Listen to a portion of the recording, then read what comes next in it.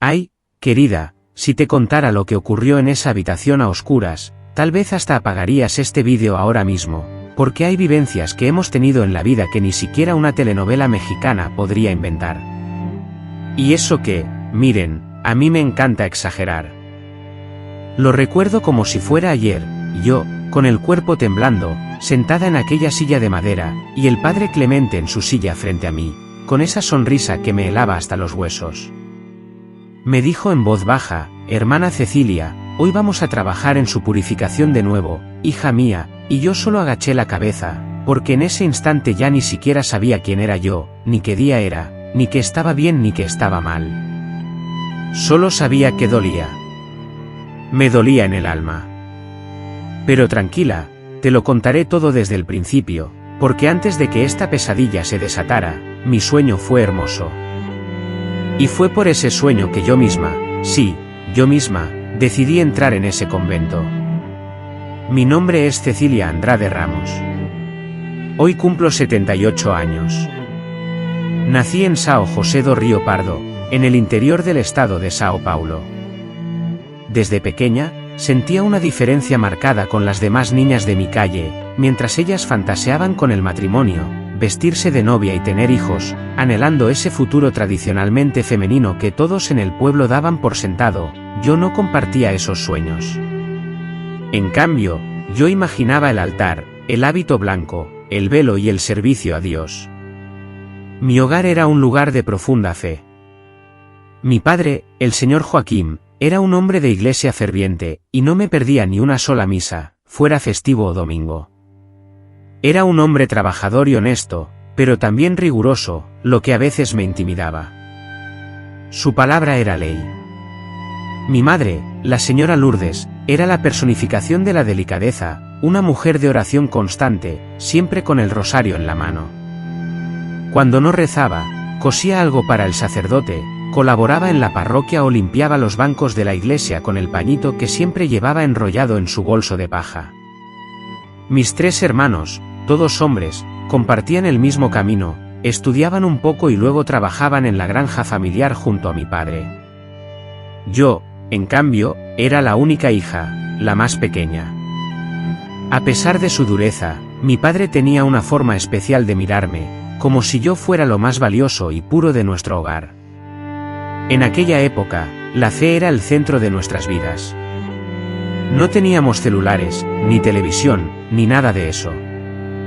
Nuestra diversión se encontraba en las procesiones, en ayudar con las fiestas del pueblo, y en limpiar la pequeña iglesia blanca ubicada en la plaza. Subía sus escaleras con el corazón lleno de alegría, como si estuviera a punto de encontrar a Dios mismo en su interior. Pero lo que más me conmovía, lo que hacía latir mi corazón de niña con fuerza, eran las monjas. Oh, mis queridas monjas, cuando las hermanas del convento desfilaban por la calle, con sus hábitos inmaculados y ese velo que les cubría el rostro, irradiando paz y misión, sentía algo en mi interior que aún hoy me cuesta explicar. Mientras mis amigas soñaban con los apuestos muchachos de la ciudad, yo suspiraba al ver a la hermana Matilde pasar con su serena mirada, siempre con un rosario en la mano. Para mí, era como contemplar a un ángel. Deseaba ser como ella, dedicar mi vida a Dios, entregarme por completo. En casa, construiría un pequeño altar en la esquina de mi habitación. Después, me acercaba a los paños para prepararme espiritualmente. Encendía una vela, rezaba el rosario en soledad y cantaba los himnos que escuchaba en misa. Mi madre solía decir: Cecilia, hija mía, naciste con un pie en el cielo. Yo, sonriendo, le respondía: quiero ser monja, madre. Quiero consagrar mi vida a Dios. Al principio, ella solo esbozaba una sonrisa, creyendo que era un anhelo pasajero. Pero yo crecí, y el sueño se intensificó. Mientras las muchachas de mi edad se preparaban para la vida social, yo pedía al padre Clemente que me instruyera en las Sagradas Escrituras. Leía la Biblia con la sed de quien anhela comprender el designio de Dios para su vida. Pero, querida, aunque nuestra alma pueda ser pura, el mundo, con su insistencia constante, siempre busca doblegarnos. Cuando cumplí 13 años, en el seno familiar comenzaron las conversaciones que marcaban un cambio. Cecilia, ya eres una señorita, pronto tendrás pretendientes, me decían. Recordaba el matrimonio de la hija de doña Cida con el chico del campo, un hombre de bien. Yo, en cambio, permanecía silenciosa, pues dentro de mí ardía una llama, un fuego que no era terrenal. Anhelaba entrar en el convento, deseaba dedicarme por completo a Dios. En la iglesia, la hermana Matilde me alentaba, diciéndome, si es tu vocación, hija mía, no temas, Dios te prepara. Sin embargo, mi padre, el señor Joaquín, deseaba verme casada. Ansiaba nietos y un yerno que le ayudara en las tareas agrícolas. No comprendía esa entrega total que yo sentía. Cuando decidí luchar por mi sueño, necesitaba convencer a mi familia, demostrar que esa era la voluntad divina para mí. Ah, hija mía, ahora es el momento, empieza a hervir, lo ves, porque soñar es hermoso. Convencer al padre Joaquín, eso sí que era una tarea difícil. Ni siquiera San Expedito, el santo de las causas urgentes, lo habría logrado rápidamente. Yo, con 13 años, y precisamente en ese momento en que todos en el pueblo empezaban a observar a las niñas, él ya miraba a Cecilia, susurrando, se está convirtiendo en señorita, pronto aparecerá un buen partido. Y cómo le gustaba a la gente entrometerse. Estaba el vecino, que parecía un inspector de úteros extranjero, preguntando, Lourdes, ¿qué tal? Tu hija es hermosa, ya tienes pretendientes en mente. Mi madre, con una sonrisa forzada, sabía lo que se avecinaba dentro de casa. Porque desde que aprendí a hablar, repetía constantemente que quería ser monja, más que una letanía de procesión. El problema, querida, era el padre. El señor Joaquín era un hombre bueno, trabajador, pero terco como una mula. En su cabeza, el destino de una mujer era casarse, dar a luz y cuidar el hogar. Punto final. Cecilia, hija mía, presta atención, decía con seriedad, el matrimonio es la bendición de Dios. Eso era lo que se esperaba de una mujer, dedicarse a las tareas domésticas y el trabajo manual. Y yo solo pregunté, en voz baja, ¿y las monjas? Padre, ellas no lo hacen. ¿Son acaso mujeres de Dios? Él suspiró, con esa expresión de alivio que ponía al saber que evitaba el sermón de 2 horas. Esto es algo para la hija del rico, que no necesita trabajar. Tú eres hija de un campesino. Aquí nadie tiene dinero para mantener un convento, no. Ah, si fuera por él, ya me habría prometido al hijo del carnicero, ese tonto que apenas sabía enlazar 2 palabras. Todo porque el padre tenía 2 cabezas de ganado más que nosotros, pero yo era rebelde. Con astucia, lentamente, fui preparando mi estrategia, casi como si estuviera rezando un rosario, con paciencia y planificación. Comencé a ayudar más en la parroquia. Barrí el pasillo, lustré los bancos, cosí el mantel del altar. Aprendí a preparar las hostias, acercándome cada día más a las monjas. Y la hermana Matilde siempre estaba presente. Dios pone un fuego en el corazón de algunos, hija mía, y yo veo ese fuego en ti. Eso me dio la fuerza necesaria. Mi padre, imperturbable, se mantenía a la distancia, observando. Al principio, consideró que era una etapa pasajera, una simple inclinación infantil, pero gradualmente, la incertidumbre comenzó a apoderarse de él. Hasta que un día reuní el valor suficiente. Esperé el momento propicio, y este llegó un domingo por la noche, justo después de la misa, cuando mi padre se encontraba relajado en el porche, sentado en su mecedora y fumando un cigarrillo de paja. Me acerqué lentamente, decidida. Padre, comencé con una voz suave, consciente de que ese tono, manso y sumiso, siempre conseguía ablandarlo. Él levantó la vista, expectante. Es Cecilia, ya tienes 13 años, ¿verdad?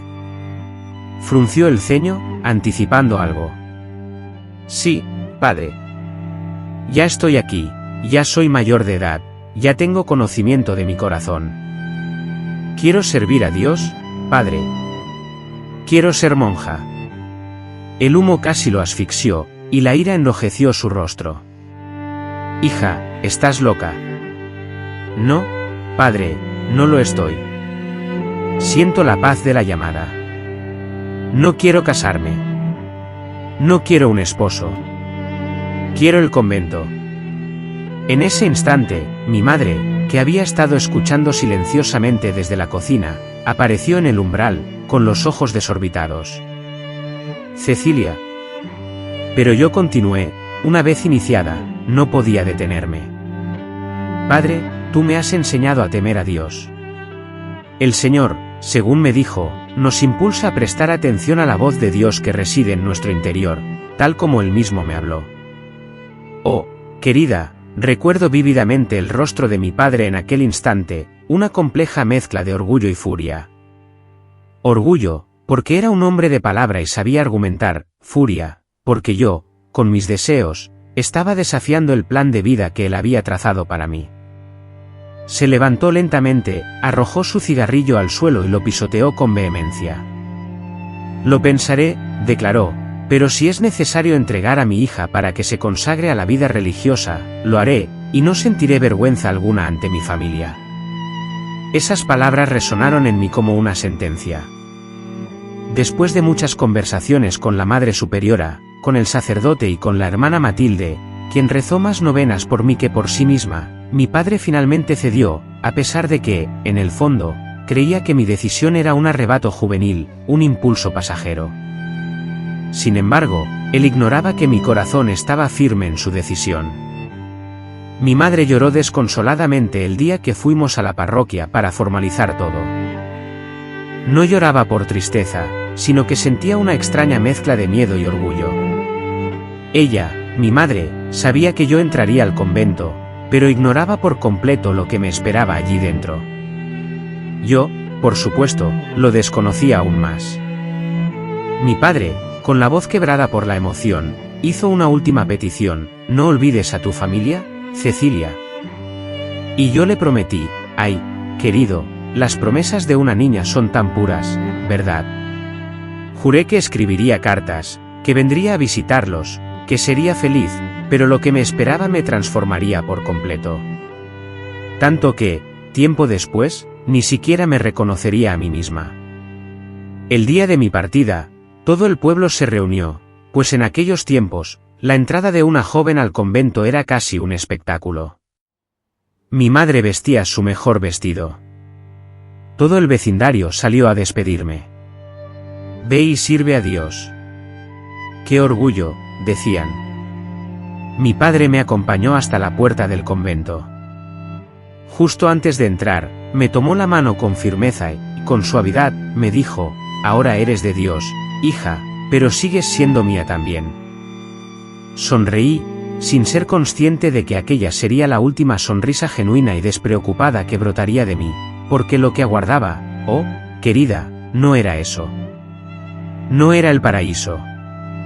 Era, en realidad, el principio de mi purgatorio.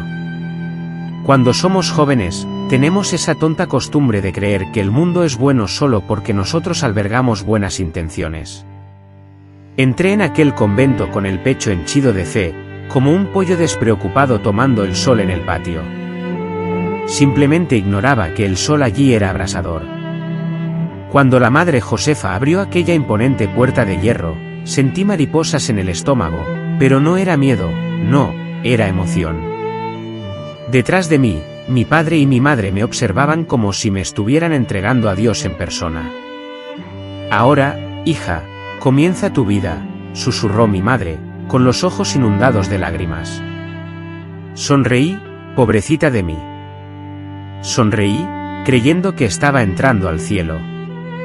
La madre me guió por los pasillos, ya impactada por el silencio respetuoso que parecía pesar sobre el aire.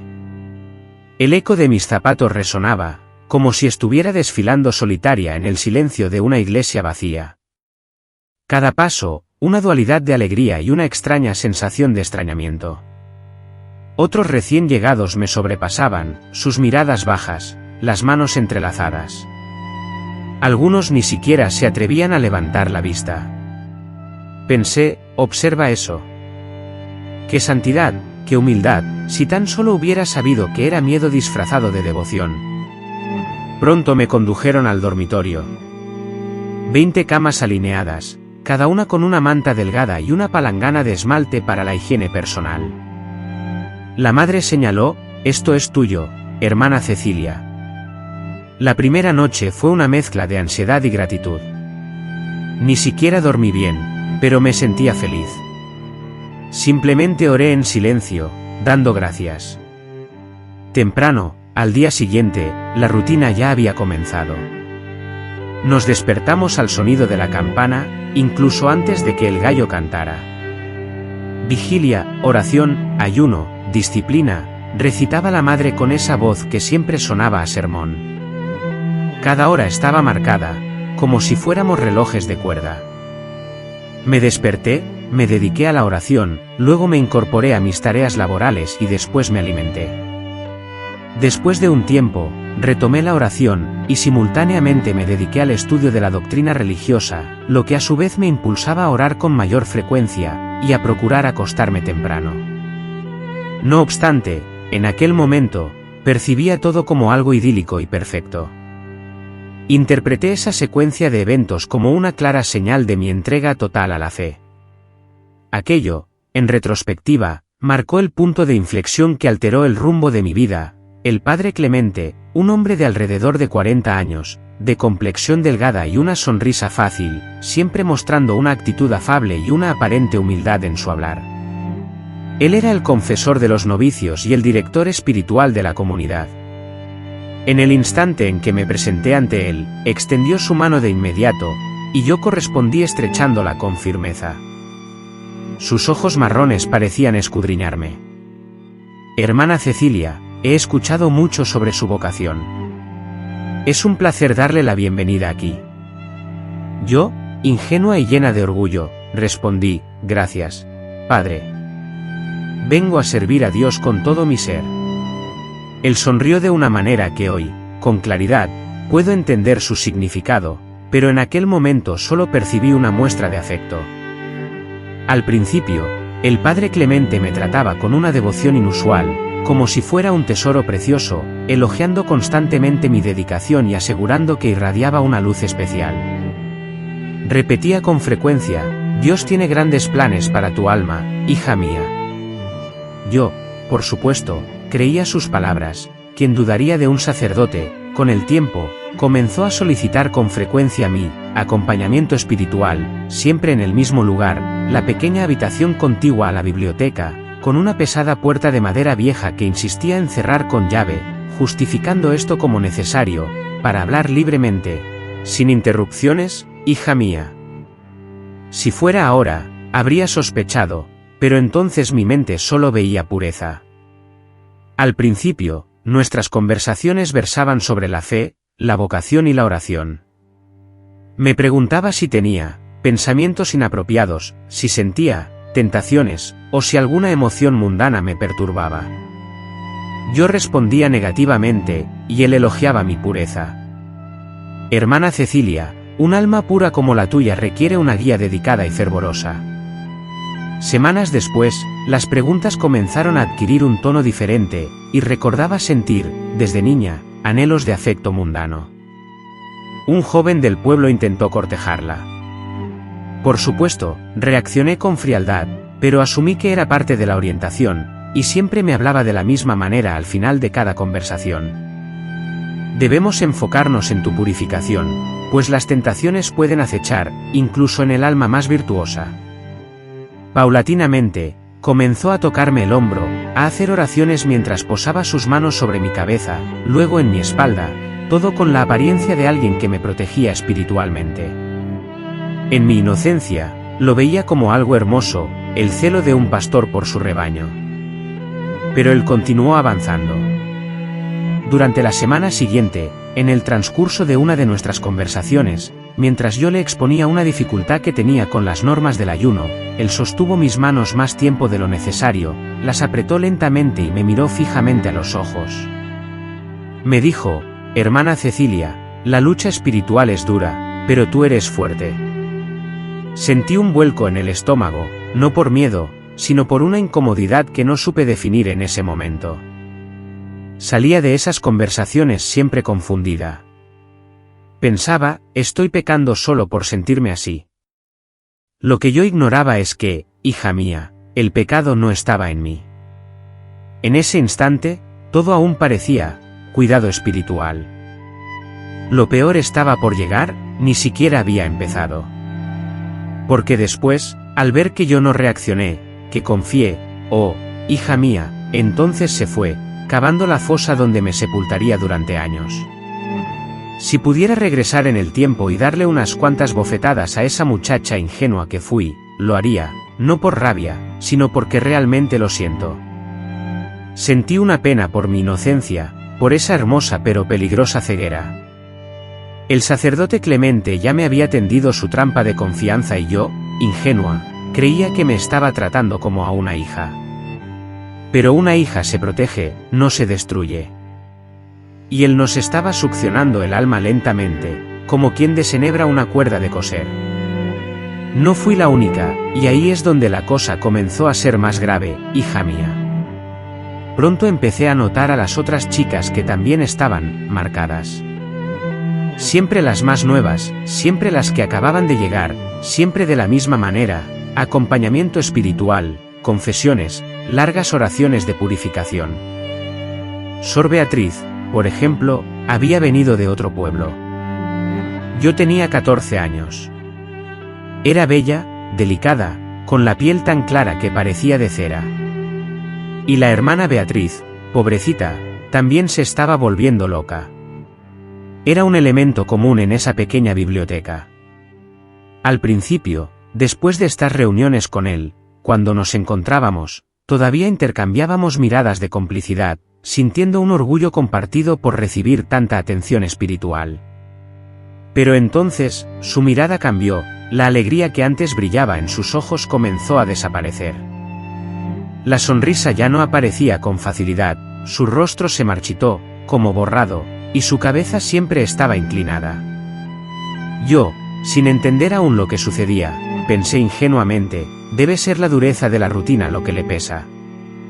Qué estúpida fui, Dios mío, los encuentros con el padre Clemente comenzaron a adquirir un tono diferente. Ahora, ya sin mucho disimulo, me tocaba. Sus manos se posaban en mi espalda, luego se deslizaban por mi brazo, y después, un poco más abajo, todo con esa apariencia de bendecir, como si canalizara la gracia de Dios a través de mí. Y su discurso era siempre el mismo, no temas, hija mía. Estas pruebas son parte de la entrega total.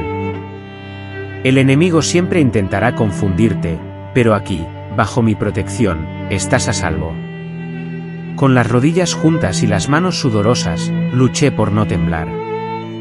Quería gritar, pero dudé, creyendo que yo era quien se equivocaba, ya que lo dijo con la mayor calma del mundo, la vergüenza no proviene de mí, hija, sino de tu carne, que aún necesita purificarse. Cuanto más confíes, más fuerte serás en la fe. Utilizó a Dios para justificar sus actos, pero la situación no se detuvo ahí. Otras chicas comenzaron a desaparecer, saliendo antes de la cafetería, o ausentándose del coro, siempre solicitadas por el sacerdote para ayudar.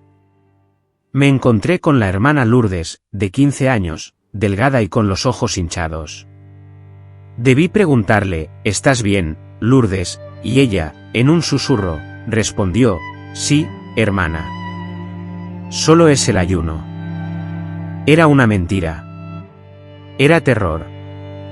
Lo mismo que yo sentía. Lo que no podíamos decir, lo gritaba su rostro.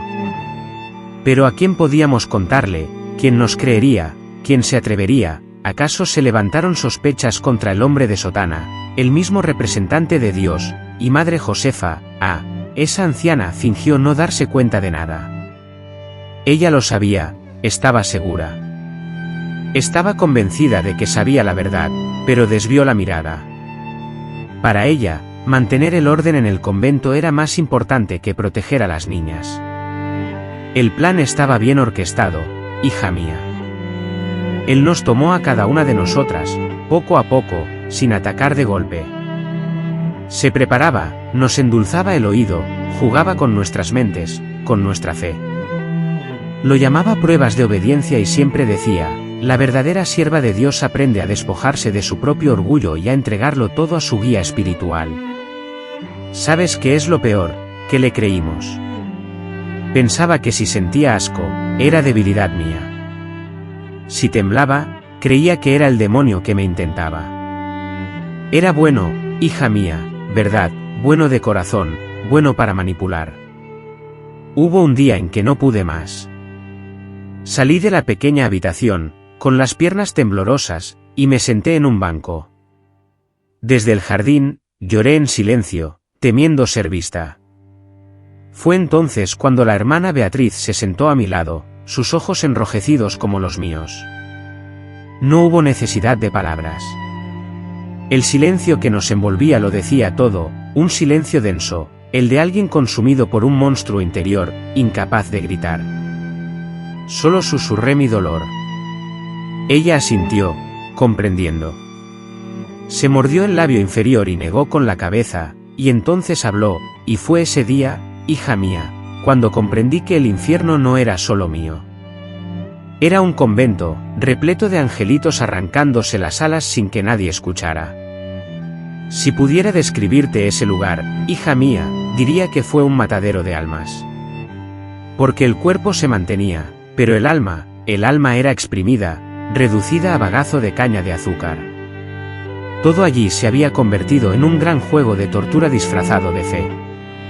El llamado amor a Dios, que yo creía algo hermoso, se convirtió en moneda de cambio, y el precio fue nuestro sufrimiento. Para el padre Clemente, fingir celo era ya cosa del pasado. Ahora, cualquier nimiedad bastaba para justificar un castigo. Era suficiente que alguien mirara hacia un lado en un momento inoportuno, respirara con más fuerza de lo normal, o simplemente no demostrara suficiente humildad. Y así era, se decretaba el castigo. Y los castigos, hija mía, no eran poca cosa. Comenzaban con horas interminables de rodillas sobre el suelo de piedra de la capilla. No era arrodillarse para orar, sino arrodillarse y permanecer inmóvil. Quien temblara o perdiera el equilibrio, recibía un golpe con la regla de la Madre Josefa, quien se encargaba de recordarnos que Dios forjaba la fe a través del sufrimiento. Había días en que la piel de mis rodillas se agrietaba por la fatiga de presionar esa piedra fría. La sangre fluía lentamente, mezclándose con el polvo del suelo, pero nadie podía quejarse. Quejarse era otro pecado. Y el pecado, en ese convento, solo se pagaba con más dolor. La precaria comida, que apenas podíamos considerar como tal y que en realidad funcionaba como una herramienta de control, era algo distinto. Un día, ese alimento se reducía a una pequeña y dura porción de pan que debíamos compartir. La sopa, si así se le podía llamar, era simplemente agua tibia con un ligero aroma a verduras, probablemente cultivadas en la oscuridad, sin haber visto la luz del sol en mucho tiempo. Y cuando el sacerdote decretaba un ayuno completo, nos veíamos obligados a sobrevivir solos durante 2 o 3 días, bebiendo solo un poco de agua de vez en cuando, ya que, según él, el hambre purificaba el alma. Las muchachas comenzaron a enfermar y debilitarse visiblemente. Yo mismo presencié cómo algunas se desmayaban en el patio, desplomándose como muñecas de trapo. ¿Recuerdas a Sor Beatriz? Ella fue una de las que más sufrió. La encerraron durante 3 días sin comida bajo la acusación de que su mirada emanaba vanidad. Al 4.º día, cayó violentamente por las escaleras, golpeándose la cabeza. Ni siquiera la Madre Superiora corrió a socorrerla. Se mantuvo impasible, con esa mirada fría y distante, y con total tranquilidad, sentenció que Dios llama a quien quiere, calificando nuestras protestas como expresiones de debilidad. Lo peor, hija mía, no fue sentir hambre ni lastimarme la rodilla, sino lo que ocurrió una noche. Después de las últimas oraciones, cuando todo el convento se sumía en un silencio sepulcral, el sacerdote iniciaba su ronda por los dormitorios. Entraba siempre de la misma forma, con lentitud, con esa sonrisa serena, como si solo buscara asegurarse de que todas dormíamos en paz. pero sus manos no solo se dirigían al crucifijo, sino que tocaban nuestras cabezas, luego la espalda, y más abajo, acompañados siempre de esa conversación repugnante sobre la debilidad de la carne y la necesidad de liberarnos de las tentaciones a través de él, como si fuera un médico del alma. La primera vez que lo hizo, no lo entendí, en mi inocencia, creí que se trataba de una prueba de fe. Cuando él tardó demasiado en realizar la tarea con sus manos, sentí un vuelco en el estómago. Quería retroceder, pero una parálisis repentina me detuvo. Él se percató y, en voz baja, me dijo, no te avergüences. El enemigo busca atraparte, confundirte. Estoy aquí para ayudarte. La urgencia era escapar, gritar, destrozarlo todo, pero ni siquiera podía mover los pies. Y teme, hija mía, porque el miedo inmoviliza cualquier coraje. Si alguien se atreviera a negarse, recibiría un castigo. Cuanto más grande, más oscura es la celda. Ese era el verdadero terror del convento. Una pequeña habitación en la parte trasera del edificio, sin ventanas, sin luz, con una puerta de madera gruesa y una cerradura exterior. Nadie podía entrar allí, solo yo salía cuando la Madre Superiora lo decidía. Quienes eran encerrados allí, permanecían durante días en completa oscuridad, con un balde de agua podrida y nada que comer, solo su propio aliento y el olor a humedad como compañía. Yo misma fui encerrada en esa habitación 3 veces. El primero, porque las lágrimas brotaron tras su contacto. El segundo, porque osé girar mi rostro cuando apareció. Y el tercero, porque desfallecí en la cafetería, vencida por la debilidad, y me acusó de buscar la atención de los hermanos en la fe. Allí dentro, en la oscuridad, nuestras mentes se convertían en un caos. Comenzabas a pedir perdón incluso por lo que jamás habías hecho, suplicando que Dios aliviara el peso de tu cuerpo. Y cuanto más pedías, más convencida estabas de merecer el castigo. Fue un lavado que corroía lo poco que quedaba de nosotros. A veces, escuchaba a otros llorar en los cuartos contiguos, sumisos, gemidos, oraciones, susurros de desesperación, todos ahogados por la oscuridad, mientras afuera la madre recitaba sus letanías y el sacerdote continuaba purificando a los que aún quedaban. Sor Lourdes, ella perdió el habla después de salir de allí, y nunca más pronunció una palabra. Se transformó en una entidad, una presencia silenciosa y obediente, cumpliendo cada mandato sin cuestionar ni dudar. Yo solo caminaba, respiraba y obedecía. Fue consumido por la situación. Y el sacerdote persistía en lo mismo, esbozando una leve sonrisa, asegurando que se preparaba para el cielo. Para mí, ese lugar ya era un infierno. Llegó un momento en que dudaba de mi fe, preguntándome si creía en Dios o si estaba furioso con él por abandonarme en esa prisión. La fe se había convertido en un nudo. Rezaba, pero sin saber a quién. Era una máquina vacía, caminando, comiendo las sobras, participando en el juego, arrodillándome, recogiendo y rezando de nuevo. Y fue en ese estado que comencé a vislumbrar la única salida posible, irme. Pero para escapar, hija mía, debíamos ser astutos, muy astutos. Y te diré cómo nació este pensamiento en mi mente.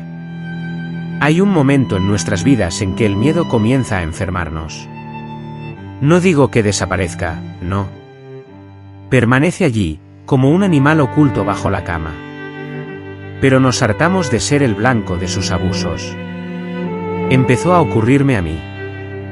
Después de tantas veces humillados, de tantos estómagos vacíos por la escasez, y de tantas manos inmundas tocando lo que no debían, mi miedo se transformó en ira.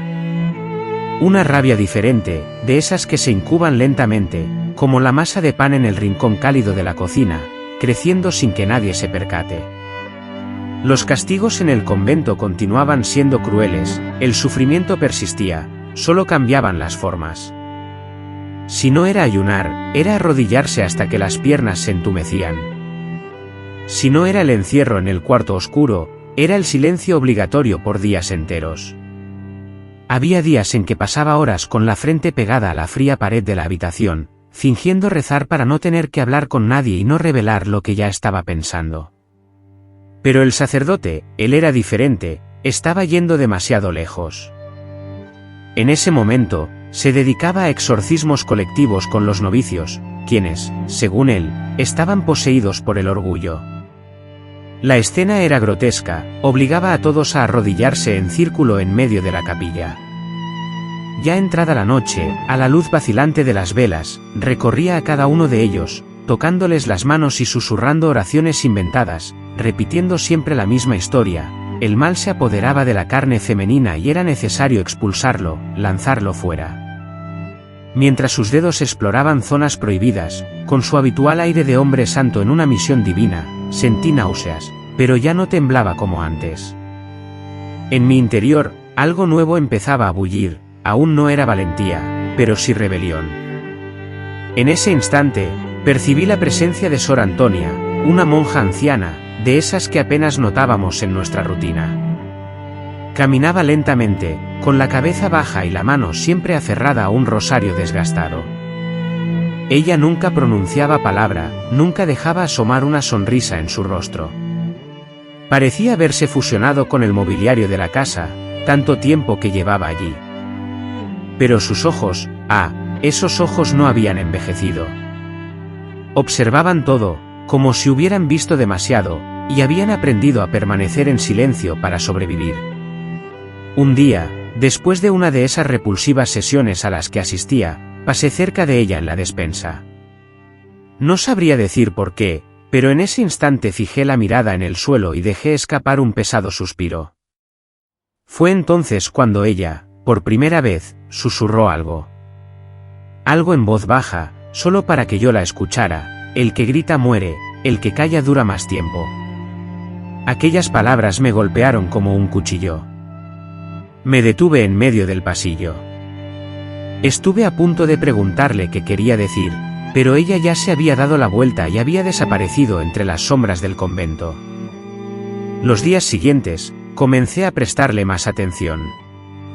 Siempre parecía saber dónde estaría el sacerdote y desaparecía de los pasillos en el momento justo. Nunca me invitaron a la orientación espiritual. Nunca participé en el círculo de exorcismos, y la Madre Superiora fingía que ni siquiera existía. Fue en ese momento que comprendí la situación. La hermana Antonia había sobrevivido allí durante muchos años. No era porque fuera la más santa, sino porque había aprendido a jugar el juego, a esconderse, a volverse invisible, algo que yo ya no podía hacer. Las otras chicas estaban siendo destruidas. Algunas ya hablaban solas, otras caminaban como muñas rotas. Vi el pozo que se abría para cada una de nosotras, y supe que el mío no estaba lejos. En mi cabeza empezaron a surgir las preguntas que antes temía pensar: ¿cómo salir de aquí?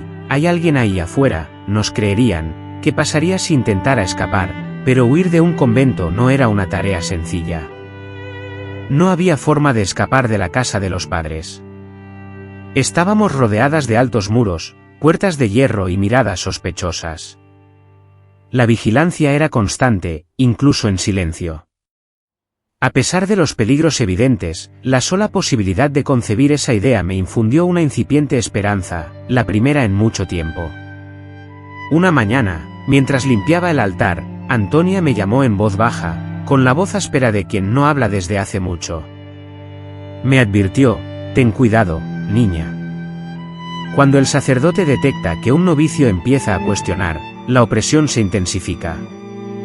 Huele a rebeldía. La miré, con el corazón latiendo con fuerza. No puedo soportarlo más, hermana. Ella no respondió de inmediato, solo me apretó el brazo con sus dedos huesudos y susurró: hay una salida, pero no ahora. Cuando llegue el momento te lo haré saber. Hasta entonces, mantente viva. En ese instante comprendí que, por primera vez en mucho tiempo, no estaba sola. Había alguien que veía, comprendía y, sobre todo, había sobrevivido. Pero claro, en este lugar, la situación solo podía mantenerse, no mejorar, juntas. Y lo que siguió fue aún más peligroso, porque en cuanto comenzamos a mostrar señales de resistencia, la criatura lo percibió. El sacerdote, el padre Clemente, comenzó a notar mi cambio. Te explicaré lo que hizo. Cuando se dio cuenta de que ya no era la misma oveja mansa de antes, supo que eso era lo peor, hija mía. El verdadero sufrimiento no reside en el castigo físico, sino en la pérdida del miedo en la víctima. Cuando el verdugo se da cuenta de que ya no intimida, pierde la cordura, porque la obediencia es su droga. Cuando esta falta, tiemblan como perros en un día de tormenta. Y así fue, el padre Clemente percibió mi cambio. Yo seguía las rutinas, rezaba, hacía lo que me pedían, pero ya no agachaba la cabeza con la misma facilidad. Mi mirada se endureció, mi alma ya no se doblegaba tan fácilmente, y eso, para él, era insoportable. Los castigos se modificaron rápidamente, abandonando el esquema de castigo colectivo, de ayunos y arrodillamientos para concentrarse solo en mí. Comenzaron a idear pruebas especiales para mi fe. Como había predicho, primero llegaron los ayunos obligatorios para mí. Mientras los demás recibían al menos un caldo ligero y pan duro, a mí me prohibieron cualquier alimento. Solo agua, y un pequeño vaso por la mañana. Dijeron que era para purificarme. El orgullo creció dentro de mí, y como resultado, me apartaron de las tareas comunitarias. Ya no podía ayudar con la limpieza, la cocina, ni siquiera en el jardín. Me aislaron, como si fuera una leprosa de la fe. Sabía lo que buscaban, romperme en la soledad. Pero lo peor fue cuando el cura instituyó las sesiones privadas. Me llamaba a confesiones casi todas las noches, siempre en esa pequeña habitación estrecha con la puerta cerrada, con olor a madera vieja y velas casi apagadas. Él, con su sonrisa podrida, que ya lo sabía todo, se sentaba frente a mí y comenzaba: hermana Cecilia, el espíritu de la desobediencia ha caído sobre ti. Lo siento, ¿de verdad crees que puedes engañar la casa de Dios?, preguntó el sacerdote, y yo no respondí, clavando la mirada en la punta de mis zapatos, luchando contra las arcadas de la náusea. Apretó el rosario entre sus dedos y se acercó más, su voz descendiendo a un susurro amenazante. No tiene sentido resistirte, hija mía. Yo soy el vínculo entre tú y el Creador. Puedo liberarte o condenarte. Todo depende de tu sumisión. El aire se espesó en esa habitación, pesando sobre mí como plomo. Intenté respirar profundo, repitiendo las palabras de mi hermana Antonia en mi mente: mantente viva. Eso era lo que me mantenía erguida. Pero el sacerdote no cesó en su avance. Sus manos, lentas como siempre, se acercaron. Primero al hombro, luego a la espalda. Cuando comenzaron a deslizarse hacia abajo, me encogí, pero no reaccioné bruscamente. Porque si reaccionaba, el castigo sería diferente. Él no me violó, no. No en ese instante, no de la forma en que la gente imagina la violación. Fue peor. Fue una invasión brutal de mi ser, un atropello a mi dignidad y una violencia que solo quienes la han sufrido pueden comprender. Él sabía lo que hacía, buscaba mi destrucción interna, quería que mi cuerpo se sometiera mientras mi alma se marchitaba. Tras esas sesiones, abandonaba la habitación con náuseas, sintiendo la piel en carne viva por la repulsión, y su odio taladrándome la cabeza. Y como si no fuera suficiente, el convento entero me convirtió en un ejemplo viviente de advertencia. La madre Josefa, con voz resonante, solía hablar en las comidas, mostrando a las otras hermanas, en el sufrimiento de Sor Cecilia, el castigo reservado a quienes se dejan llevar por el orgullo. Las demás hermanas agachaban la mirada, no por desprecio hacia mí, sino por el miedo a ser las próximas. Cada una se aferraba a su propia supervivencia. Y no las culpo, pero yo no iba a ceder. Lo que una vez fue fe, ahora era pura obstinación. Ya no se trataba de mi propia salvación, sino del recuerdo de la joven ingenua que había sido al entrar a ese convento, creyendo que serviría a Dios. Un día cualquiera, la hermana Antonia me llamó con su característico susurro, que solo ella sabía emplear, al pasillo trasero. Me advirtió que ahora intentarían doblegar mi mente, no mi cuerpo, porque en ese lugar la mayoría caía. Me instó a recordar que ellos ganarían. Casi sin voz, logré preguntar cuándo acabaría todo. Entonces, por primera vez, ella dijo algo que lo cambió todo, asegurando que el momento oportuno estaba cerca. Esa noche no pude dormir, sintiendo una opresión en el estómago, no solo por el hambre, sino por un nuevo miedo, mezclado con esperanza, una esperanza que era un peligroso negocio en ese convento. Sin embargo, el sacerdote entendió, no sé si leyó en mis ojos mi sufrimiento o si alguien lo aconsejó, pero se percató de mi situación. Fue entonces cuando llegó el golpe más bajo de todos. Comenzaron los rumores de que mi hija estaba poseída, sí, mi propia hija.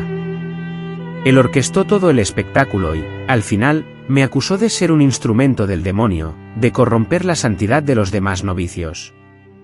Yo, ahora, era el enemigo interno y entonces sí, comenzó el verdadero terror. Incluso el miedo más profundo acaba por cansar, ¿sabes? Cuando el dolor se convierte en rutina, lo único que queda es el riesgo de perder la cordura para siempre. Fue en esa etapa que lo comprendí. El padre Clemente no solo quería torturarme, sino que ahora quería borrarme, hacerme desaparecer como si yo nunca hubiera existido. Porque el peor enemigo de un monstruo como él no es quien grita, sino quien permanece en pie. Ya no tenía paciencia con mi resistencia, con el hecho de que no me doblegara como los demás, de que no me borrara como mi hermana Lourdes, y eso fue una afrenta para él. Entonces decidió cambiar el juego y empezó, con palabras venenosas.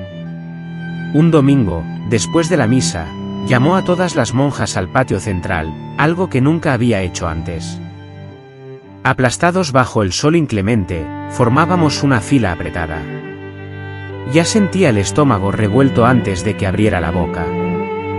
Él permanecía impasible, con el rosario enroscado en el dedo, la cara adornada con una falsa santidad, y proclamó con voz resonante: «Hijitas mías, nuestro convento se enfrenta a una amenaza oscura que busca corromper la pureza de este lugar sagrado.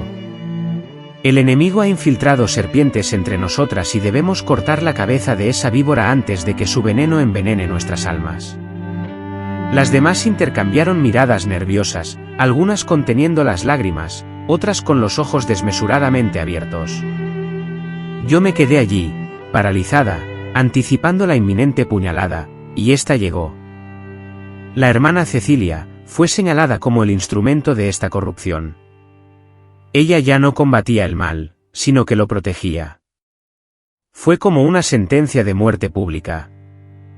Las demás comenzaron a alejarse de mí, instintivamente, como pollos huyendo de una serpiente.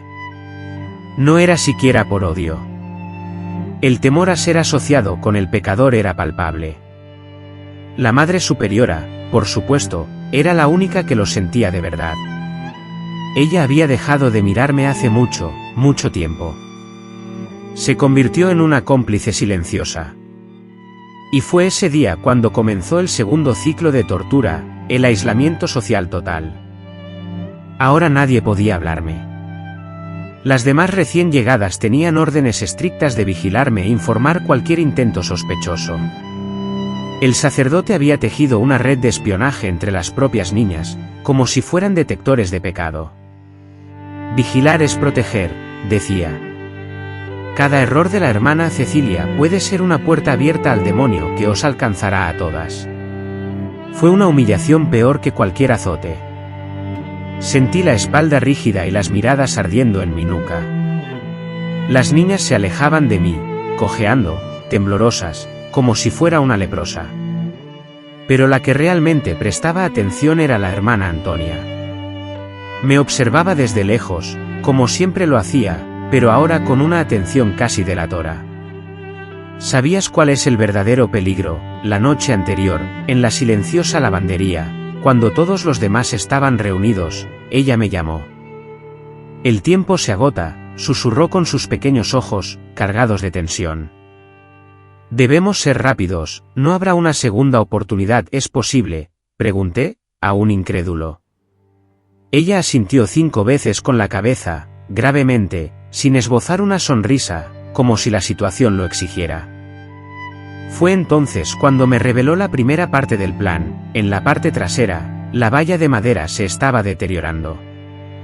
Las hermanas de mantenimiento lo sabían, pero no les importaba porque confiaban en la puerta principal cerrada y los miradores. Antonia había descubierto que, durante la madrugada, existía un breve intervalo de cambio de guardia, cuando los guardias de la puerta principal dormitaban y el pasillo trasero quedaba desierto. Unos pocos minutos. Parecía una locura, y lo era, pero era nuestra única opción de escapar. Marcamos la fecha, y durante toda esa semana, apenas pude dormir. Cada sonido proveniente del pasillo me helaba la sangre y me hacía sudar profusamente. El miedo, que hasta ese momento me había acompañado, ya no era una simple sensación, sino algo aniquilado, asesinado. ¿Por qué, mi hija? En ese instante, la situación se había descontrolado por completo. El sacerdote, en su afán, había tomado la decisión de que solo uno de los dos sobreviviría, él o yo. Y entonces, fui consciente de la magnitud del peligro que se cernía sobre mí. Todo comenzó 3 días antes de que intentara escapar, cuando escuché casualmente su conversación con la madre Josefa, a través de la puerta de la sacristía. «No cederás más, madre», dijo él, con voz grave y un tono venenoso. «El siguiente paso es simple, un ayuno total. Encerrada, sin agua, sin comida, durante 3 días. Si es la voluntad de Dios, ella resistirá, si no, el Señor se la llevará». Eso fue todo. Él planeaba matarme, dejándome morir de hambre en la oscuridad, y nadie se daría cuenta de mi ausencia. En el convento, estas cosas desaparecían fácilmente, siempre hallaban una excusa convincente. Recuerdo el caso de su hermana, que enfermó y fue trasladada a un monasterio distante para su recuperación, y nunca más se supo de ella. Esa noche, acurrucada en mi celda, me eché a llorar desconsoladamente. Sin embargo, la situación era muy distinta. En lugar de lágrimas de desesperación, eran lágrimas de asco, rabia e indignación hacia todo en lo que yo había creído. Me repetí a mí mismo, o salgo de aquí, o muero en el intento. El plan estaba listo, pero el riesgo, hija mía, el riesgo era tan grande que solo recordarlo me hace sentir un peso en la garganta hasta hoy. La noche que tanto esperé había llegado. Y te digo, hija mía, cuando estamos a punto de escapar, el miedo no es a morir, sino a ser capturado vivo. Estaba acostado en la celda, fingiendo dormir, con el corazón latiendo con fuerza en mi cuello. Cada crujido de la madera parecía un grito. Mi estómago rugía de hambre. Los músculos ya temblaban de debilidad, pero no iba a dar marcha atrás. O me iba esa noche, o nadie querría saber de mí nunca más. La hermana Antonia apareció, como siempre, como una sombra. Lentamente abrió la pequeña puerta y me llamó con el dedo. No había necesidad de hablar. Solo ese gesto me sacó de la cama. En la penumbra de los pasillos del convento, el olor acre a humedad y cera quemada impregnaba el aire. Las piedras frías intensificaban la sensación de pesadez. Cada uno de nuestros pasos resonaba con un raspido seco contra la piedra. Intenté caminar con ligereza, pero mi cuerpo, debilitado por la fatiga y el temor a resbalar, no respondía. Nuestras piernas temblaban. Al pasar por la parte trasera de la cocina, las macetas colgadas se balancearon levemente, y contuve la respiración, alerta ante cualquier sonido. Antonia me hizo una señal, indicando silencio, y nos refugiamos detrás de unos barriles en la esquina de la despensa. En ese momento, el reloj de la capilla marcó la medianoche, el instante decisivo. Los guardias de la puerta solían dormirse después de la última vigilia, pero esa noche no era cualquier noche, y cualquier error significaría el fin. Continuamos avanzando, cada metro parecía una eternidad, con la cabeza latiendo y los ojos ardiendo por el esfuerzo de ver en la oscuridad. El angosto pasillo trasero desembocaba directamente en el patio, donde la valla de madera podrida presentaba un evidente agujero. Ya percibíamos el característico olor a madera húmeda y enmohecida cuando escuchamos aquello que temíamos, pasos. No eran pasos firmes y decididos, sino un arrastrar cansado y lento. El guardia, quien se suponía que debía estar durmiendo, había decidido realizar una ronda a una hora inoportuna. Nosotros nos encontrábamos agazapados tras un bajo muro de piedra. El guardia pasó a escasos metros de distancia, portando una farola que proyectaba sombras danzantes sobre la pared. Casi contuve la respiración. El sudor frío me recorría la espalda, pero el cuerpo se había paralizado. El hombre se detuvo. Permaneció inmóvil durante unos segundos que parecieron una eternidad. Finalmente, reanudó su marcha lenta y pesada hacia la puerta. Solo cuando la luz de la farola se apagó, Antonia me dio un codazo, como indicándome que actuáramos. Nos pusimos de pie y reanudamos el camino, pero el cuerpo ya no respondía con normalidad. Las piernas parecían querer ceder por sí solas. La vista comenzaba a nublarse por los nervios. En ese preciso instante, lo peor se materializó. Justo cuando nos aproximábamos a la valla, un sonido inesperado nos sobresaltó a nuestras espaldas. No era el guardia, sino alguien de menor estatura. Al girarnos, descubrimos que era la hermana Matildina, una de las novicias más jóvenes, aquella a la que el sacerdote obligaba a vigilar los movimientos de las demás. Venía del baño del patio y se plantó frente a nosotros, cara a cara con el grupo. El impacto fue mutuo. Matildina nos observaba, con los ojos desmesuradamente abiertos. Percibí el pánico en su mirada. Sabía lo que estábamos a punto de hacer. Su boca temblaba. Yo, empapado en sudor, me enderecé. Antonia, desesperada, le hizo un gesto con las manos para que no gritara, y rápidamente, con voz baja pero firme, le susurró: «Por Dios, niña, cállate». Matildina, sin embargo, simplemente negó con la cabeza lentamente, con lágrimas ya surcando sus mejillas. Permaneció allí, inmóvil, mientras el resto se abría paso hacia el agujero en la valla.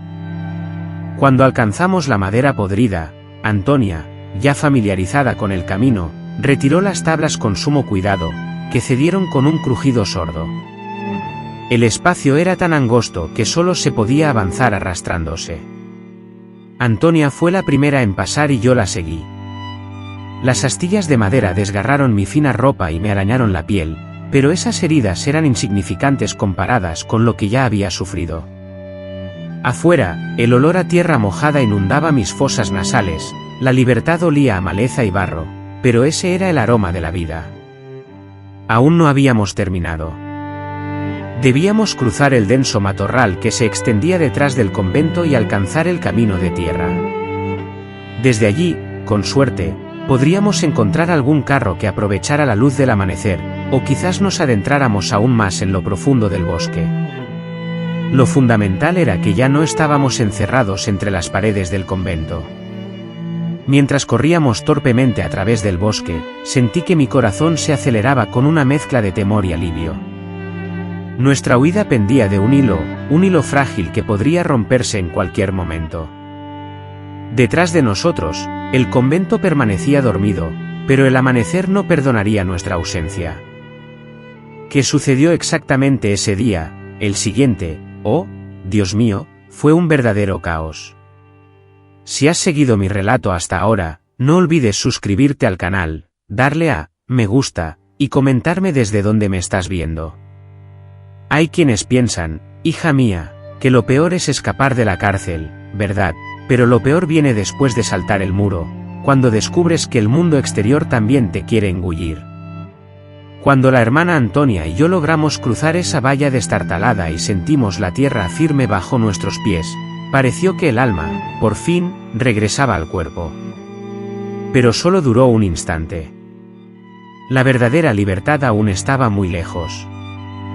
La noche nos envolvía todavía, pero el cielo ya mostraba señales de que el sol, pronto, asomaría, convirtiéndose en nuestro peor enemigo. Con su brillo sería imposible ocultarnos. Las piernas temblaban, el cuerpo suplicaba detenerse, pero la cabeza solo gritaba una cosa: huir. Así, nos sumergimos en la alta hierba que se extendía detrás del convento.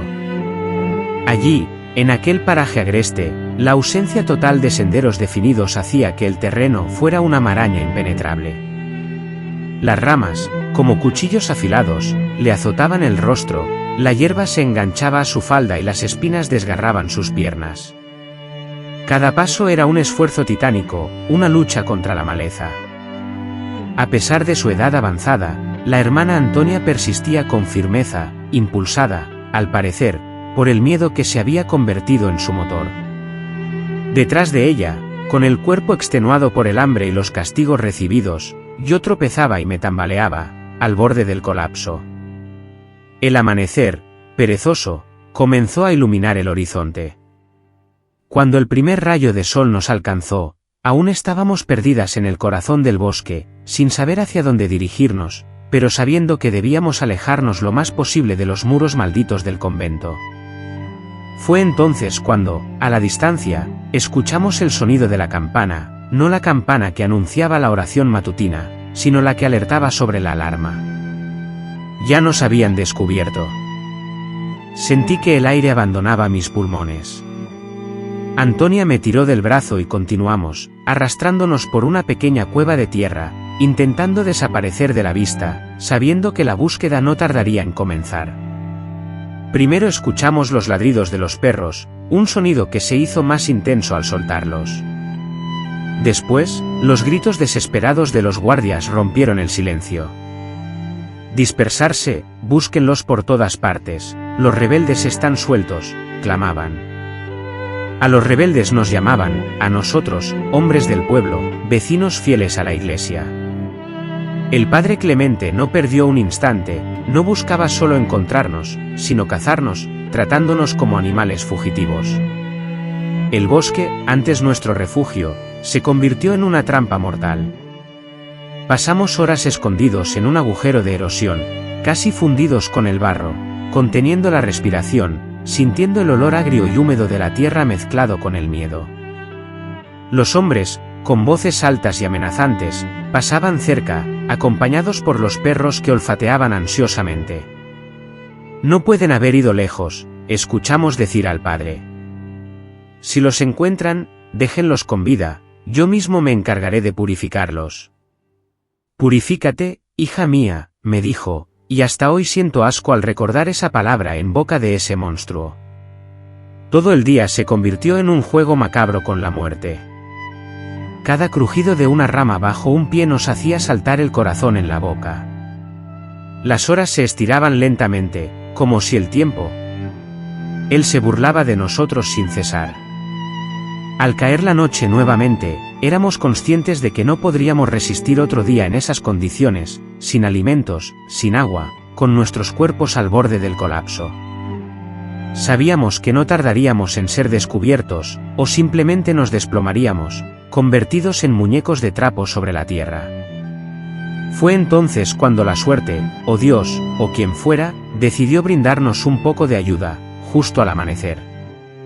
Mientras nos arrastrábamos, exhaustos, desde la maleza hacia el borde de un pequeño camino de tierra, nos encontramos con un viejo conocido de Sor Antonia, un hombre humilde, un campesino de la región llamado Señor Vicente.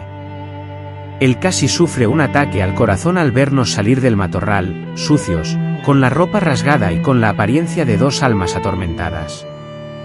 Levantó la lámpara lentamente, asustado. «Por la sangre de Cristo, ¿qué hacen ustedes aquí?», exclamó. Antonia, con voz débil pero firme, respondió: «Vicente, ayúdanos. Si el Padre se entera de que nos has visto, tú también estás condenado». El hombre, tras mirar a ambos lados, se secó el sudor de la frente, rascándose una barba descuidada, y sin pedir mucho, habló con voz suave: «Venid». Nos guió por un sendero tras el campo de maíz y nos escondió en un viejo granero abandonado. Era un lugar viejo y maloliente, lleno de heno podrido, pero en ese momento era el mejor refugio del mundo. Allí, nos ofreció nuestro primer trago de agua en casi 2 días. Sentí como la garganta me ardía al tragar, como si mi cuerpo ya no supiera cómo hacerlo. Después, un trozo de pan duro que devoré como si fuera un festín. El señor Vicente era de esos hombres que sabían mucho más de lo que decían, no hizo preguntas, pero su mirada dejaba entrever que ya imaginaba las atrocidades que habían tenido lugar dentro de aquel convento. Ya ha pasado mucho tiempo. Simplemente no puedo demostrarlo. No podéis quedaros aquí mucho tiempo, advirtió. Mañana por la mañana, intensificarán la búsqueda, expandiéndola a nuevas áreas. Antonia asintió, comprendiendo la gravedad de la situación. Solo necesitamos una noche de descanso para recuperar fuerzas. Mañana, continuaremos nuestro avance a través del bosque, con la esperanza de llegar a la carretera principal. Si logramos alcanzar el pueblo vecino, tal vez encontremos una oportunidad de escapar. El problema, hija mía, es que el cura ya había difundido la noticia de nuestra fuga. Él era una figura respetada, con muchos aliados influyentes. Ahora, no solo el convento nos perseguía, sino toda una red de seguridad corrupta, decidida a silenciarnos para siempre. Esa noche fue la primera vez en muchos años que dormí fuera de la celda, pero fue el sueño más largo de mi vida. Cualquier sonido, por mínimo que fuera, me despertaba de inmediato. Sabíamos que el día siguiente sería decisivo, significando la libertad o el fin de nuestras vidas. La gente cree que lo difícil es saltar el muro, que después de escapar llega la paz.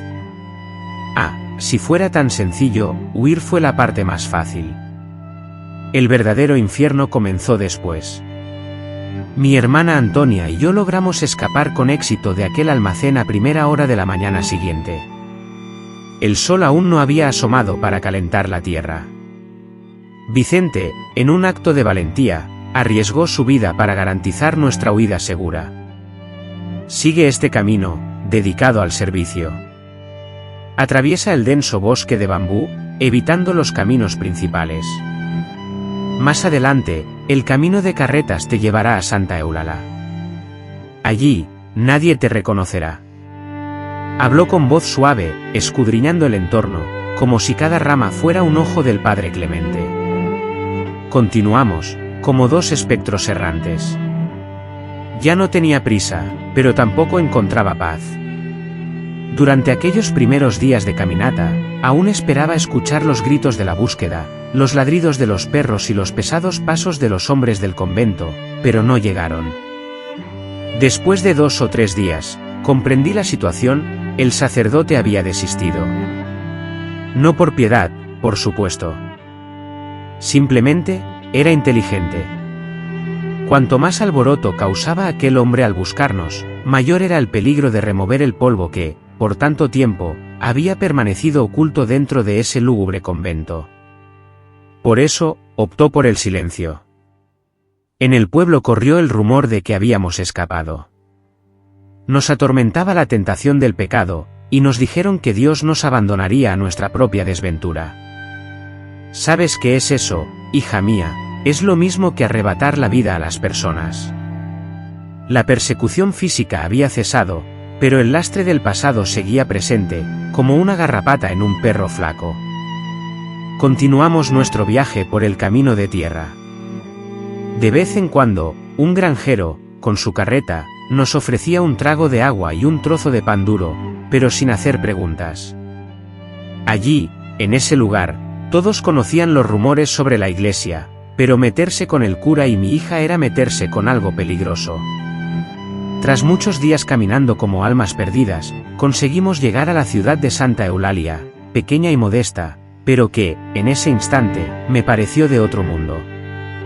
Al llegar a la entrada, nos topamos con una casa de huéspedes, propiedad y dirigida por una viuda llamada Geralda. Al vernos, no hizo falta que dijéramos nada. Nuestra ropa andrajosa, la mirada perdida y el olor a miedo impregnado en nuestra piel, lo decían todo. Sin preguntar, ella lo entendió. Nos condujo a una pequeña habitación en la parte trasera y, dirigiéndose a nosotros, dijo: «Queden aquí, descansen, luego veremos qué hacemos». Pero ningún sacerdote se atrevía a cruzar el umbral de esa puerta. Doña Geralda era de esas mujeres curtidas por la vida, conocedora del juego sucio que se ocultaba tras las sotanas. Hacía años había perdido a su sobrina, desaparecida en un convento similar. Los días siguientes, la rutina se convirtió en una lucha por sobrevivir. Nos levantábamos temprano, ayudábamos a limpiar, lavábamos la ropa y salíamos a cocinar junto a otras viudas del pueblo. El trabajo no faltaba, la comida escaseaba, pero por primera vez en años respiré sin la angustia de esperar el crujido de la puerta por la noche. Pero el veneno, hija mía, aún resonaba en mi mente. Porque ahora, lejos del convento, afloraban las preguntas que había reprimido durante años. Y entonces, el dolor cambió de forma. A menudo, por las noches, tumbado en la cama, cansado de la pensión, pensaba en mi tierra. Pensaba en regresar. Oh, como desearía muchas veces haber tenido el valor de tomar el camino de vuelta y golpear la puerta de la casa de mi padre, la del anciano que un día me llevó con tanto orgullo al convento, creyendo que me entregaba a Dios. Pero, solo de imaginar su mirada, el estómago se me revolvía. ¿Cómo se lo iba a decir? ¿Cómo explicarle al hombre que me crió con fe ciega lo que había sucedido? ¿Cómo decirle a mi madre que su hija pura había sido convertida en un juguete por ese mismo hombre, representante de Dios en quien todos confiaban? No, no podía. Sentía que regresar solo traería. ¡Qué vergüenza! Sería un dolor desgarrador que ningún padre espera. Ellos cargarían con esta culpa como si fuera suya. Y no fue su culpa, yo decidí alejarme. Los dejé creer que el cura se había descontrolado, que había enloquecido y me había perdido. Para ellos era más fácil vivir con esa versión que con la verdad podrida que me consumía. Sor Antonia entendió mi silencio, y él nunca me instó a regresar, simplemente compartió el peso en silencio, día tras día. Así fue como comenzamos una nueva vida, o al menos eso fingíamos. Pero quien lleva esta marca nunca empieza de cero, solo cambia de rumbo. Y aún hay más. ¿Lo ves, hija mía? ¿Por qué el padre Clemente no desapareció del mundo? Él siguió con su sotana, ascendió en posición, se hizo aún más influyente dentro de la iglesia. Pero la justicia, oh querida, la justicia a veces tarda, pero un día llegará. ¿Sabes qué es lo que más duele después de tanto tiempo? Ni siquiera es el recuerdo de lo que hicieron, sino la cantidad de silencio que la gente traga durante años para no derrumbarse. La vida siguió su curso, o al menos eso aparentaba. Antonia y yo, durante muchos años, vivimos en aquel pequeño y tranquilo pueblo, casi como fantasmas, pasando desapercibidas. Aceptábamos cualquier trabajo que se presentaba, desde lavar ropa y cocinar hasta coser, haciendo lo que fuera necesario para sobrevivir. Doña Geralda, la viuda que nos alojaba, se convirtió en una figura maternal para nosotras. Él, el hombre al que temíamos, nunca nos pidió explicaciones sobre nuestro pasado. Creo que, en realidad, ni siquiera quería saberlo. Sabía lo suficiente para comprender que ciertas heridas no se curan con preguntas, sino con paz y un plato de comida caliente en el momento oportuno. Pero el miedo, ese sentimiento, se aferró a nosotras con fuerza. Durante mucho tiempo, me despertaba sobresaltado por cualquier ruido, por mínimo que fuera. Un simple ruido fuerte en la calle, o incluso una sotana cruzando la plaza, era suficiente para que mi corazón se disparara como un caballo salvaje. Evitaba las iglesias, y ni siquiera me atrevía a entrar, ni siquiera para asistir a una misa de difuntos. El olor a incienso me producía náuseas. La gente que nos rodeaba, en su mayoría, no tenía ni idea de lo que habíamos vivido. Ellos creyeron que éramos dos antiguas monjas rigurosas que habían abandonado sus estrictas costumbres y optado por una vida simple. Incluso preferí mantener esta versión, cómoda y discreta, y nosotros también. Nunca me molesté en desmentirlo. Pero el tiempo, aunque lento, es implacable. Los años transcurrieron, la moda cambió, los coches se modernizaron y surgieron nuevas canciones. Por fuera, yo envejecía, pero Cecilia seguía atrapada en el pasado, en ese convento, en esa oscura habitación, en ese maldito confesionario. Y el padre Clemente continuó con su vida, como todos los demás, como un gusano bien resguardado. Ascendió en la iglesia, se convirtió en una figura influyente, predicando en las grandes ciudades, ganando fieles seguidores, siendo invitado a dar conferencias y a guiar a los jóvenes religiosos.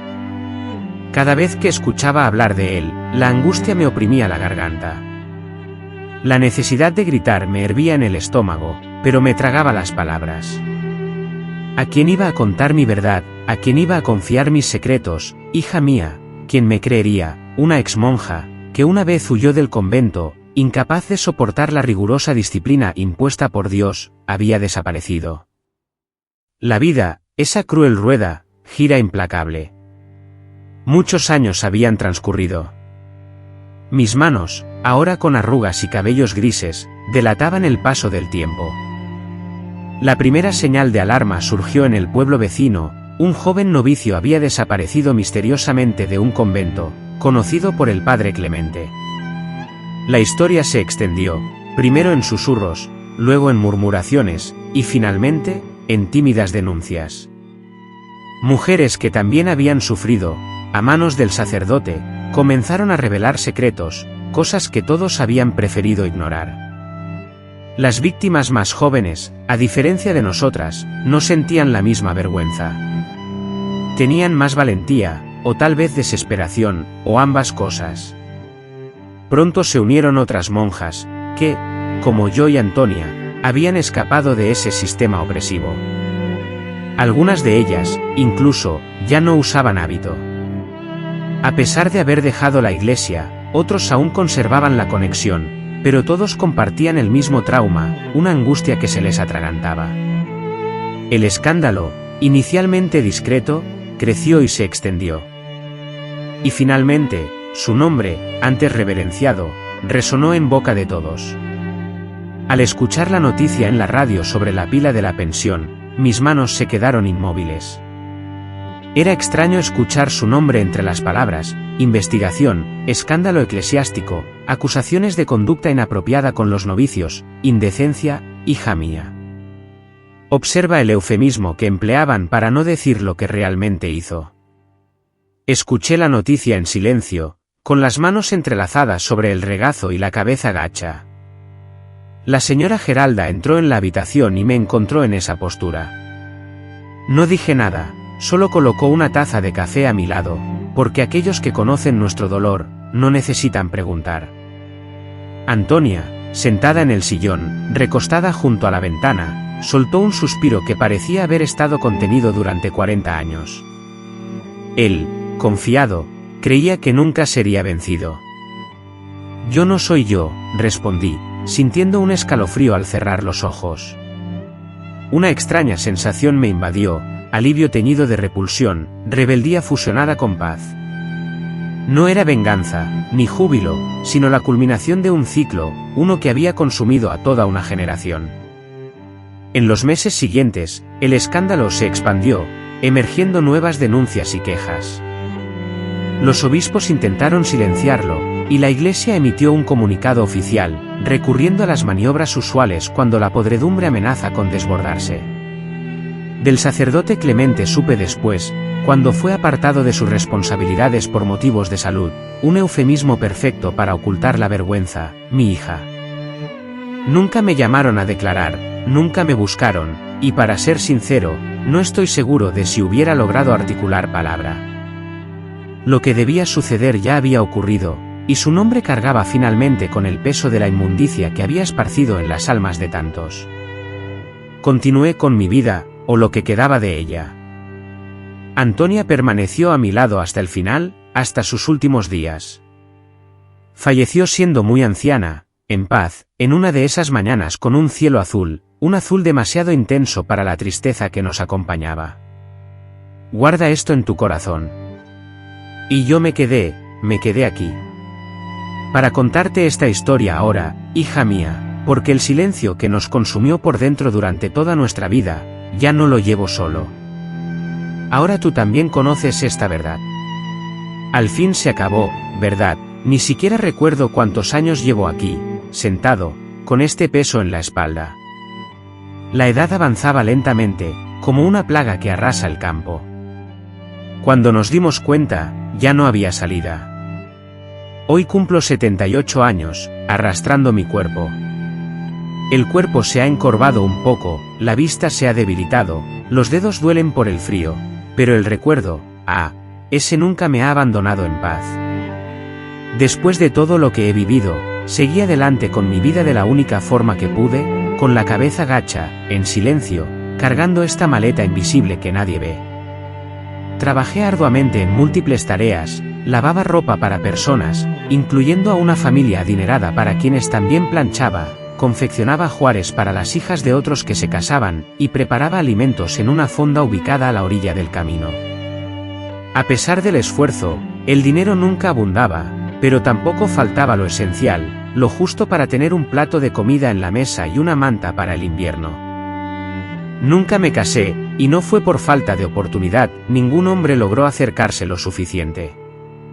Aunque conocía personas buenas, e incluso hubo pretendientes que al principio intentaron cortejarme, buscando entablar conversación, obsequiar flores, mostrando el interés usual de quienes ven en una mujer el lugar para sembrar sus anhelos. Sin embargo, no podía, el simple contacto de una mano me paralizaba, el olor masculino me asfixiaba, y la idea de compartir mi cama con alguien me producía un frío glacial. Con el tiempo, los pretendientes desistieron, y yo, agradecida, preferí que fuera así. Era doloroso explicar lo inexplicable.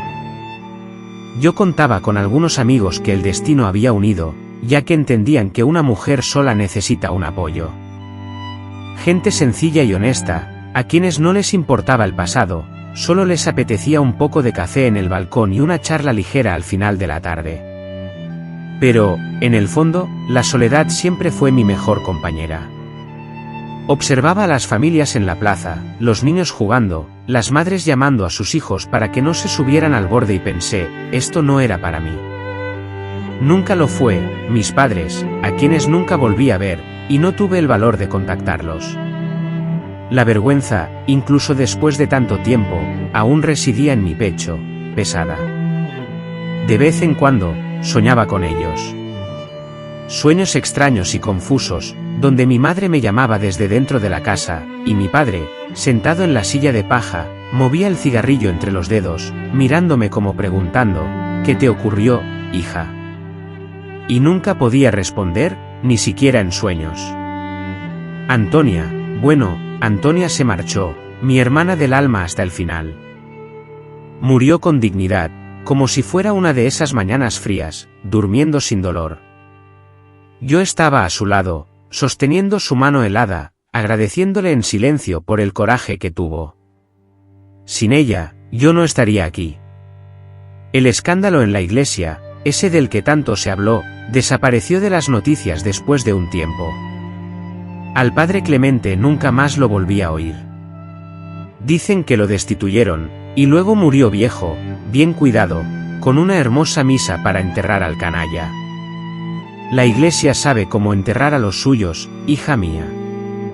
Entierran con una corona de flores por encima, mientras la podredumbre se pudre bajo tierra.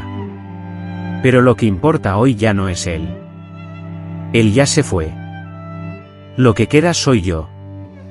Soy yo. Y estas cicatrices que no ves en el espejo, pero que arden todos los días aquí. Durante años no hablé de esto con nadie. Me lo tragué todo, lo empujé bajo la alfombra. Era más fácil decirle a la gente que había perdido mi vocación y ya está. Todo el mundo aceptó esta cómoda mentira. Pero llega un momento, hija mía, en que el silencio se hace insoportable. El peso del silencio ya no permite que los mayores mantengan la espalda erguida. Por eso, decidí contártelo, para que alguien escuche, para que alguien sepa. No busco justicia, porque eso no funcionó. Tampoco busco lástima, no soy una persona necesitada, soy una superviviente. Solo quiero que esto quede registrado. Quien escuche mi historia, puede impactarse, puede enfadarse, incluso puede llorar, pero al menos sabrá. Y así, la historia no morirá conmigo. Si has llegado hasta aquí, mi querida, te doy las gracias. Cada oído que escucha a esta anciana, es un poco de peso que se quita de mi pecho. No espero un final feliz, nunca lo esperé. Pero, ¿sabes qué? El simple hecho de seguir aquí, viva, hablando, con 78 años a mis espaldas, es más de lo que ese convento quería para mí. Y eso, hija mía, ya es una victoria. Si te ha gustado esta historia, no olvides suscribirte al canal, dejar tu me gusta, y comentar desde qué lugar del mundo nos estás viendo.